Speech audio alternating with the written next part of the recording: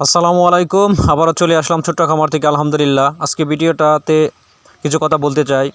আমি প্রত্যেকটা ভিডিওতে একটা কথাই বলি, বারবার এই কথাটাই বলি যে যারা পড়াশোনা করেছেন, বিশেষ করে পড়াশোনা করে বর্তমান বেকার আছেন, অনেকে আছেন দীর্ঘদিন যাবৎ প্রবাসী আছেন, চাচ্ছেন যে দেশে গিয়ে কি করবেন। আর অনেকে আছেন যে পড়াশোনার পাশাপাশি নিজে কিছু করার চেষ্টা করতেছেন। তো তাদেরকে একটা কথা বলতে চাই, যদি আপনি নিজে কিছু করতে চান, নিজের থেকে কোনো কিছু করতে চান, তাহলে আমাদের মতো এরকম ছোট্ট খামারি হন। অল্প টাকা দিয়ে শুরু করেন, নিজে পরিশ্রম করেন, নিজে কাজ করেন, নিজের চিন্তাভাবনাকে কাজে লাগিয়ে নিজে এখান থেকে অনেক কিছু অর্জন করেন আর নিজের কাজের মাধ্যমে নিজেকে এগিয়ে নিয়ে যান।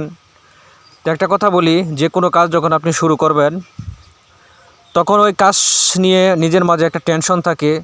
কখনো এরকম চিন্তাভাবনা নিয়ে আপনি কখনো কোনো কাজ করতে পারবেন না। আগে কাজ শুরু করেন, তারপর আস্তে আস্তে পরিশ্রম করবেন। যত পরিশ্রমের কাজ হোক, একসময় সহজ হয়ে যাবে যদি নিজে